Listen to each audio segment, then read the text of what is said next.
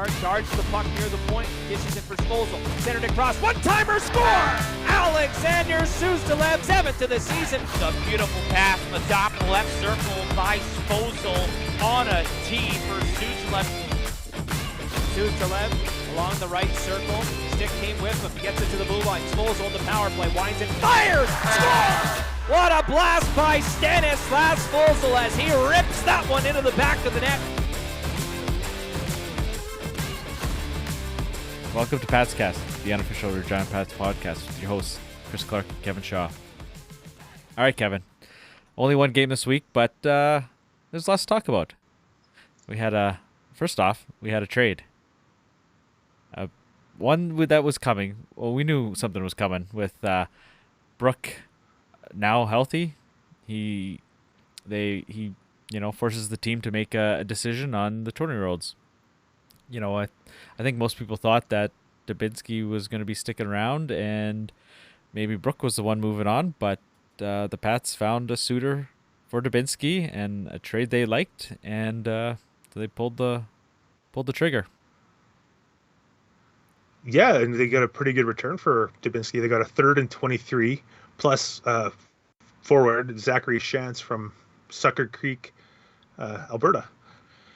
The 17-year-old hasn't played much in the Western Hockey League, but there's some upside there because he was a 3rd-round pick himself. So, yeah, a 3rd-round pick, and he put up good numbers in minor hockey. He had, almost a goal a game in the prior 3 seasons that actually had full seasons of hockey. So there's potential there. So that's interesting to see, but. It kind of goes against what John Paddock said at the start of the year.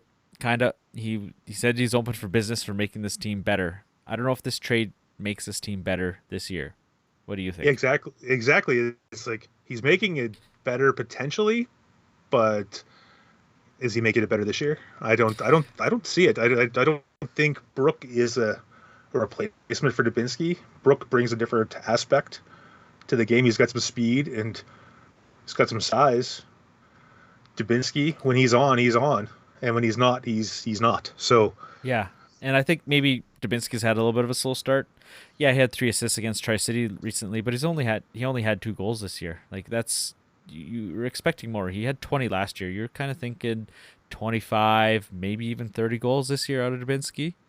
Yeah, as an overage that's needing to help produce via the top 6 with the top 6 role. He needed to score some goals, but maybe a change of scenery for him is what was needed. And hopefully this Shantz kid comes in and does some scoring of his own. Yeah, I mean, it's more of a long-term move, like all of the Yaremba trade, right? Like these trades are for next year and the year after and such like that. But yeah, I'm just not too sure this makes this team better this year. But well, that brings to mind now, like what is their plan? Is their plan to add more? Are they going to improve on Brook? Or are they going to maybe swing a deal for a different defenseman, maybe get rid of an overage defenseman? Speculation, of course, like this is all speculation, but what is the plan? Are they going to stick with Brook, who's got single digits career goals or whatever? Maybe low double digits, whatever he's got. Yeah, I don't think even. He's got single digits. Like I don't think he's had too many at all. But he's been hurt so much. But exactly right. Like he's hardly. And it played didn't help him. Any games in his Pat's uniform. Yeah, it didn't help him his first game. He had 3 minor penalties. Yeah, he got on the score sheet all right. Yeah, 6 PIMs. But it's too bad. Too bad they weren't 6 points. Yeah, but I mean, I don't think you would expect that out of him. He had, it seemed like he had offensive potential when they made the trade, but I mean, obviously with the injuries, 5 goals with the Pats. Yeah, he's got 5 goals with the Pats. Yeah. 14 career goals. Yeah, and so I think maybe with these injuries have severely hampered his I'm not saying his development. There you go. Not his skill, but yeah, his development, right? So yeah, maybe he can do something this year, but I mean, Yeah, it's interesting. I mean, I don't hate the trade or anything. It's just maybe, yeah, maybe like you said, they have something in the works down the line because it doesn't make this team better right now. I don't think. No, But I would agree. but I mean, But hey, yeah, we don't make the decisions. We don't get paid the big bucks. well, yeah, that's very true. But does that mean they're hoping that Stringer is going to be the X factor when he gets healthy? Yeah, Because he's probably with the weekly reports not coming out when they're supposedly supposed to. It's hard to really gauge where everybody's at. I think the last time he was 2 months, yeah, 2 to 3 months, I believe. puts him around the trade deadline, New Year's trade deadline time. Yeah, January, So right? So I don't know. that's I don't yeah, know that's a what long they're. ways away, and that's that's half the season. He's gonna miss at least, right? And he's not. Yeah, and he's not going to help because he's not going to help at Christmas time because we're expecting to lose Bedard, expecting to lose. Well, we're going to lose Bedard. We're going to lose Fozil. Maybe Suzdalev, as Darren Zabel calls him, Yeah, Suzdalev yeah, I or noticed that. Suzdalev. There's three guys right there. Christmas time we could lose for multiple games. So You think, what are they yeah, going to do then? 10 games, I think it is.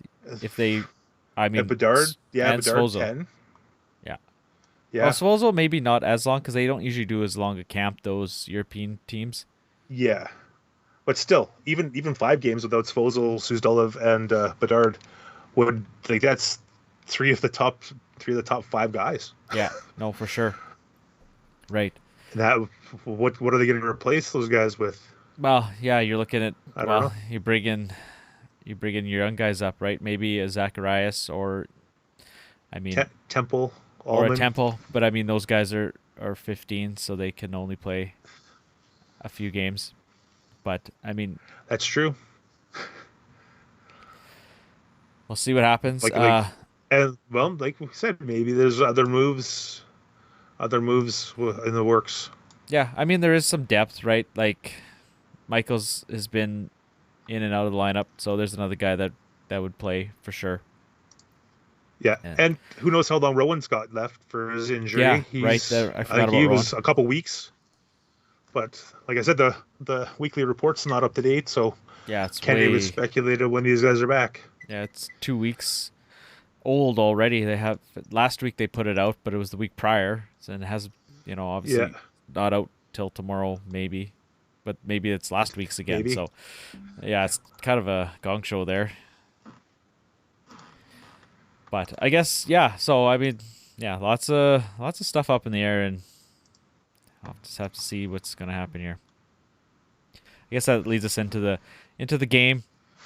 Swift Current. I thought well maybe the Pats could capitalize on a tired maybe Swift Current team, but I think maybe the opposite happened where the Pats looked like they had been off for a week and Swift Current was in the swing of things.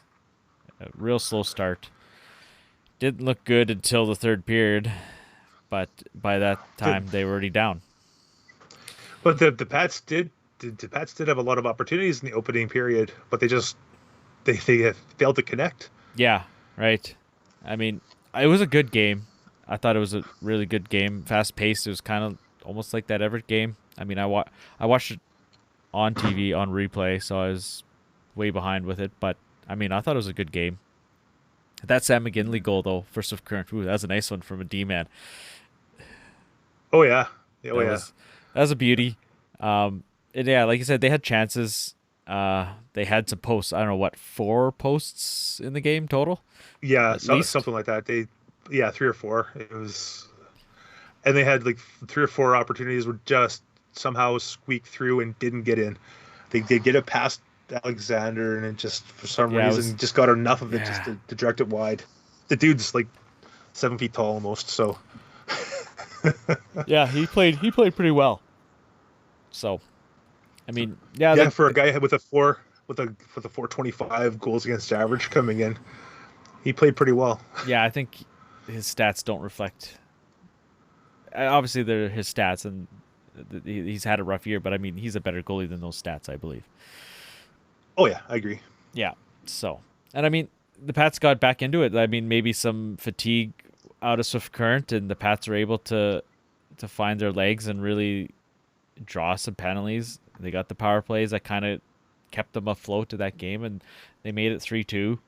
A couple nice power play goals, but and then it's just some bad decisions. Like a couple of the goals were just poor giveaways, and you just can't have that. Bad giveaways. Yeah, Very reminiscent of last year. ill-advised like passes. Yeah. But yeah, it was very reminiscent of last year, like how they would just cough the puck up, or even Yeah. earlier this year, just blind passes to nobody, and then intercepted goal. Yeah, Don't even right. give the goalie a chance. Don't even give keeper a chance. Like Two of those it ones, was, like, it was 3-2, oh man, and that fourth goal was just that was it, right? Like if they would have given that one up, it was all Pats at that point. Like they were just oh yeah, hemming Swift Current in. They had what was it, 5 power plays in a row? Like yeah. that, The last 5 of the game. yeah, right. Like Swift Current was just hanging on, just barely, right? And then that Yeah. happens, and boom, you give them one chance, they score, and then that was the game right there, 4-2, right? Oh yeah. Well, it was less than 4 minutes left, so Yeah, yeah, yeah. I mean, the penalty they couldn't kill. bounce back from that. No, the penalty kill was good again, 4 for 4. Power play, 2 for 8. I mean, you had 8 chances. You can't argue with 8, but or with 2 on 8. But it would have been nice to get another one there. It seemed like they had so much momentum once they got the first 2. Oh, they did. It just, man.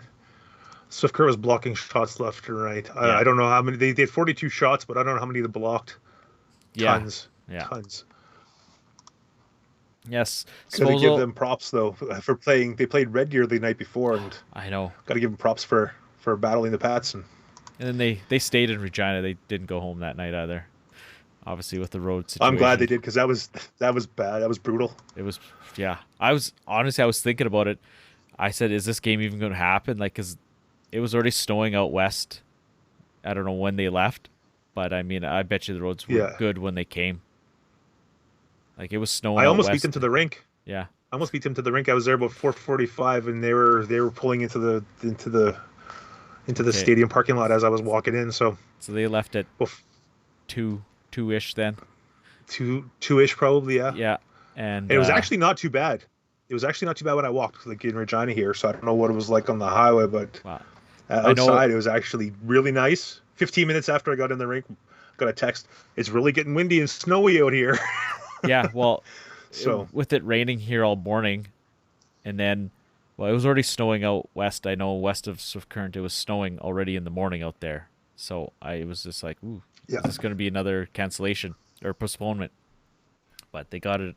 But they got And it then, in. I was thinking the same thing, but the Pats kept on tweeting out, it's like, who's going to score their first goal? 50-50 is online, is ready to go, and stuff like that. I was like, okay, well, It's going. there's all the indications pointing that this game is going to go. So, Yeah, I was crazy busy that day, so I wasn't keeping up on the Twitter. But yeah, I mean, for who did show up to the game, I think it was a really good game. But unfortunately, yeah, it was actually a decent crowd. was it? It was Okay. a decent crowd for that game. I don't know what they actually said the crowd was, but there was quite a few people. I was surprised. They Maybe listed that. maybe people figured they beat the storm or whatever. So Yeah, 35-52. So that's one of the bigger ones. yeah, it was like I said, it wasn't a terrible crowd. It wasn't No. it wasn't great by any means, but it wasn't a terrible crowd. I was surprised with I the mean, imminent that's- weather coming. That's the third biggest crowd of the year. So prior to the game, Rob Van Stone was named the 2022 recipient of the Bob Ridley WHL Award for Media Excellence. Now, this is a new award. Obviously, Bob Ridley received it last year as the namesake.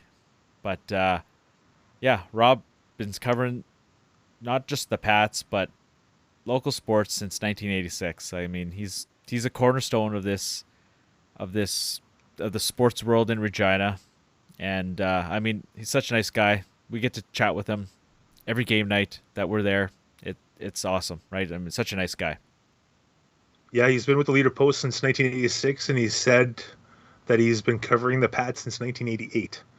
So that was the wheelhouse of my Pats fandom right in that era. So I've been reading his stuff since I've really been paying attention. I was only 10, but as I started getting older, I started reading more about the Pats. And if it wasn't for him and Greg Drinnan and a few of the other old timers that were around, there would have been no legit good coverage of the Pats, I'm sure.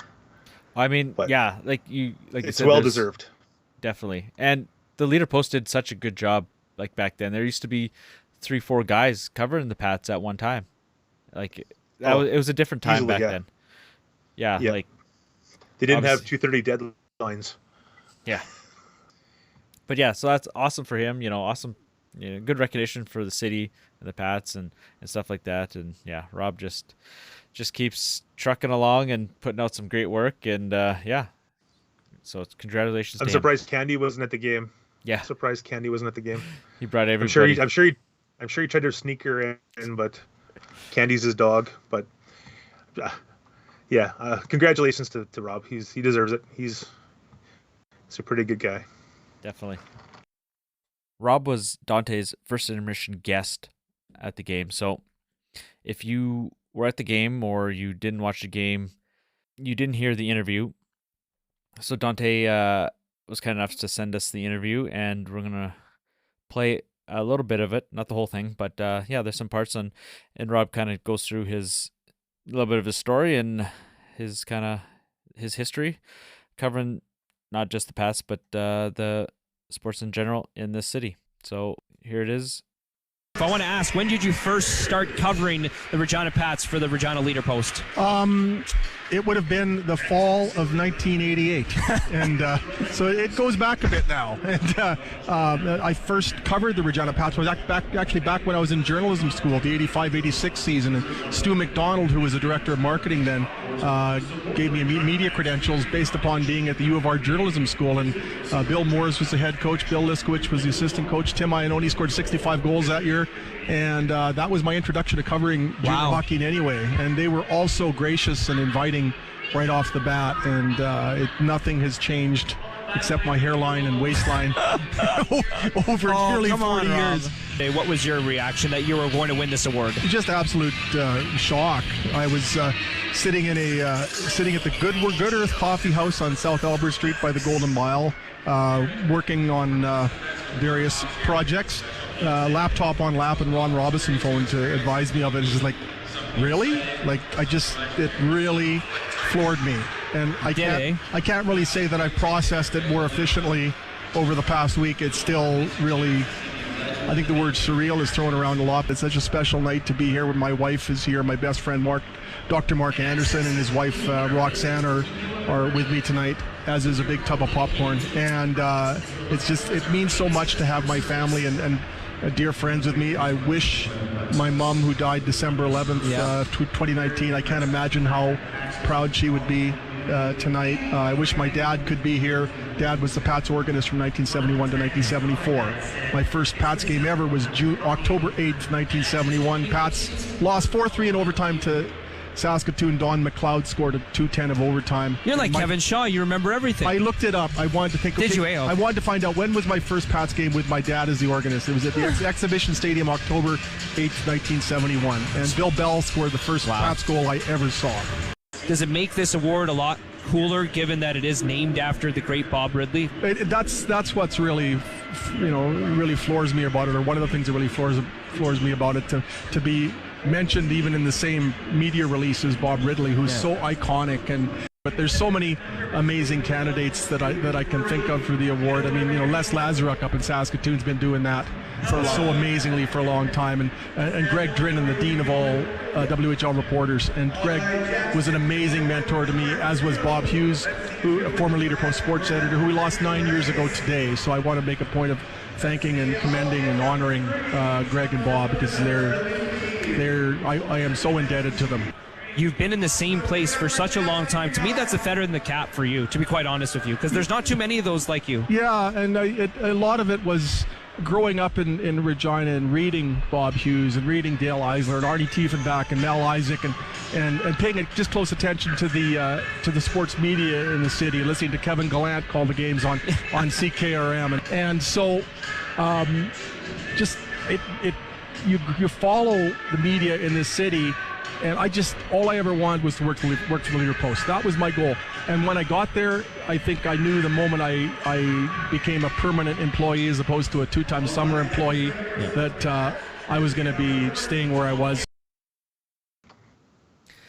So I guess that leads us into the week ahead.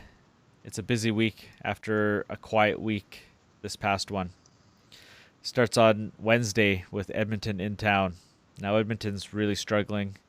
They got, I mean, I don't want to say bad news, but you always like to see guys make the NHL. And Dylan Guenther has been told he is sticking with the Arizona Coyotes for the season.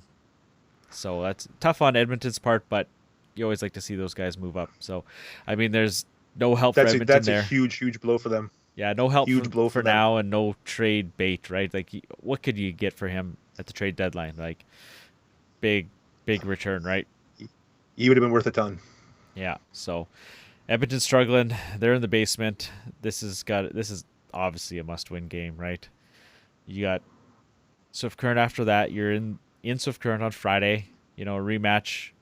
Maybe the Pats. I'm not going to say have a better effort because they had a good effort, like we said, against them on Saturday. But maybe we can get the win there, and then because those two games are critical. Because then Saturday, Sunday, this is our first 3-3, isn't it, this year? Yeah. Yeah. So Saturday, you're at home against Red Deer. That's obviously they're rolling along. They haven't lost yet. But they've got two tough games. They're in Winnipeg for 2 this week. So those are going to be key games even to watch. Like if you've got the package, it's going to be the beasts of the East right there. Tuesday, Thursday, I believe it is. Red Deer in Winnipeg. So that'll be should be a couple good games. And then Sunday afternoon, the Pats go to Saskatoon, and Saskatoon's been not too shabby themselves. Like they're just rolling along themselves. We haven't seen them yet this year, have we? Nope. It's gonna be an interesting week. They got to get the win on Wednesday. Yeah. And then hoping for the best on the weekend, but it's a tough hopefully weekend. Red Deer and Winnipeg battle each other hard. And makes it a little bit easier on the Pats. But the Pats will be coming off a trip back from Swift Current and stuff. So I don't know. It's gonna be a tough weekend. It is, right? And I mean, the Pats are sitting at 7-8-0-1, good for 15 points in 7th place. Swift Current's right behind them at 14. Brandon's 14. Lethbridge is just ahead of them at 17. And yeah, like the Blades, the Blades are 12-4 for 24 points. They're doing pretty nice job there. So speaking of those young guys that we may be seeing while other guys are gone, Raiden Zacharias. At Christmas time there. Yeah, at Christmas. And, well, I mean, Canada Camps usually starts at the start of December, so it's a long one. It'll be for Bedard. Zacharias, so he's playing with Saskatoon Blazers. There's 4 signed prospects playing on that team, and he's leading the team, and he's tied for first in the league scoring with 9 goals and 10 assists in 12 games. So that's pretty nice to see. And another guy also doing real well is Cole Temple. He's got 9 goals, 12 assists in 12 games, and he's second in league scoring. He's the under 18 Manitoba League as a 15-year-old. So that's pretty good to see. Like he clearly got some high-end skill. Oh yeah, for sure. That's some pretty impressive numbers. Almost 2 points a game. Yeah, as a 15. Pretty there. good. Yeah, Can't complain there. No. I don't know what kind of quality the hockey is there, but as a 15-year-old playing against the older guys, it's good. Yeah, it is definitely. And Zacharias, like he's 16. I mean, it seems like the Saskatchewan League is always a little bit older. It seems people talk about that, but I mean, yeah, he's doing well there. So if we do see these guys, I mean, they might fit nicely if they do get a stint here. Well, if those 3 guys, if the 3 guys do go, they'll have to do something. Yeah, well, Zacharias, I'm sure will be the first one up, being 16, right? So Yeah, yeah. They don't want to. They don't want to blow Temple's 5 games or whatever because he's already played one. So Yeah, I think he's played one, right? So yeah, you never know. He yeah, might get a look for a game or two, or maybe they're saving him when they do go to Brandon. Maybe I don't know when they go to Brandon next. Let's see. Well, they go to Winnipeg next week. and next week, yeah. Yeah, They never looked that far down the schedule. Yeah. yeah. Well, they don't go to Brandon until January, Oh wow. and I, then I February. I didn't realize that. But yeah, back to the schedule again. The weekend, we got the Swift Current, Red Deer, Saskatoon, and then the next 2 games are 2 games in Winnipeg. Yeah, That's crazy. Yeah, so Before you they look at- go on their West Coast trip. yeah, right. So you look at that. That's, Edmonton. Got to have that game. Swift Current's going to be tough, and then you're into 4 in a row, real tough games, right? Red Deer, Saskatoon, Winnipeg, Yeah. Winnipeg. So this is going to be Before you head on your West Coast trip. and then you go out west on a. Looks like they do 6 games. They do Vancouver, Victoria, Kelowna, Kamloops, PG, and then they hit Edmonton on the way home. So yeah, that's never an easy road trip. It's always tough, but yeah, we'll have to see. So these first couple games here, Edmonton Swift Current are kind of key to get this team rolling into these tougher games because wins are going to be hard to come by there in that 4-game stretch. Oh yeah. I mean, this team can do it. They can play with them, but they have to play their best. They got to play error-free hockey. Yeah, no ill-advised passes up the middle. No more blind passes, you guys. If you're Yeah. listening to this, no more blind passes. Know where you're passing. Yeah, no, for sure. But yeah, so okay, well, let's throw out a prediction this weekend. What do you think this week? These 4 games. Oh, geez. I'm going to say 2 wins, a loss, and an overtime loss. That's what I was gonna say. I'm not going to say whom. I'm not going to say to whom or what, but that's what I'm going to say. Okay, well, I'll 2 wins, a loss, and an OTL. I'll go with 3 wins and a loss. Because I was gonna say 3 that, wins but and a loss. I let you go first, so I'll have to change it. I mean, trying to be optimistic here, but Oh gonna yeah, be tough. 100%. but yeah, well, It's possible. They've played Red Deer. They played Red Deer well. They played Swift Yeah. Current well. Haven't seen Saskatoon, so yeah, I don't know. Don't know what to see there, but yeah, they played Red Deer real well that game. That was one of their best games of the Yep. year. Yeah, So if they can play like that again, or if they can play like they did against Everett and Tri-City, and even for half of the Swift Current game, yeah, who knows? right? This next 4-game stretch could be a pretty big 4-game stretch. Definitely, right. All right, with that, we'll wrap it up for this week, and definitely be seeing you at the rink this weekend. All right, have a good night, folks. Have a good one.